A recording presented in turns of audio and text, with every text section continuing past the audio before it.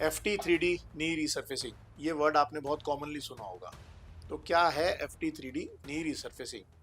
घुटना बदलने की जरूरत नहीं है, घुटने की कैप डालने की जरूरत है, बोन लॉस कम है, ब्लीडिंग कम है।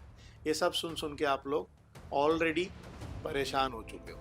आइए जानते हैं डिटेल में और proper information about FT3D knee resurfacing. मैं doctor Monish Malhotra, Saigal new hospital से। आज मैं आपको बताऊंगा कि FT3D नी रिसर्फेसिंग में हम कैसे एक पेशेंट की प्लानिंग करते हैं, कैसे वो सर्जरी करी जाती है, क्या उसके फ़ायदे हैं और रिकवरी टाइम कैसे उसका कम है। तो सबसे पहले पेशेंट जिनको भी घुटनों की समस्या है वो इस सर्जरी का लाभ ले सकते हैं। इस सर्जरी में सबसे पहले हम प्लानिंग करते हैं। प्लानिंग में इन्वॉल्व है एक CT स्कैन। तो CT स्कैन करके हम एक्सिस, उसकी रोटेशन, इम्प्लांट कहाँ बैठेगा, कौन से साइज़ का बैठेगा, कौन सी कंपनी का बेस्ट बैठेगा, ये सब कुछ पहले ही पता कर लेते हैं। तो सर्जरी का जो टाइम है वो बिल्कुल रिड्यूस हो जाता है।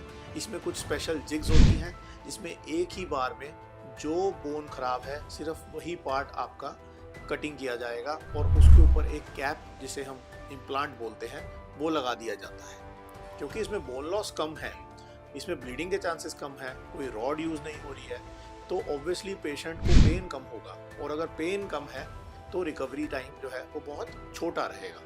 बहुत ही जल्दी पेशेंट बिना वॉकर के चल पाएंगे, ठीक है, और पेशेंट को उठने बैठने में, मूवमेंट आने में कोई ज़्यादा टाइम नहीं लगेगा। तो इस सर्जरी में लिगामेंट काटने की बिल्कुल भी ज़रूरत नहीं है। तो जब लिगामेंट्स नहीं कटेंगे तो जो प्रोप्रियोसेप्शन है, यानी कि आपको महसूस होना कि आपका घुटना कैसा है, आपका घुटना नॉर्मल है कि नहीं, या ऐसी कोई आवाज़ आना, जिसमें कई पेशेंट्स आते हैं वो बताते हैं कि घुटना बदलने के बाद हमें टक टक की साउंड आती है, वो साउंड का आना बिल्कुल नहीं हो सकता पॉसिबल इस टेक्निक के द्वारा। तो आइए, इस टेक्निक के बारे में अगर आपको जानना है तो आप इस नंबर पे कॉल भी कर सकते हैं। जिनको भी घुटनों की समस्या है वो आके मुझसे मिल सकते हैं। Thank you.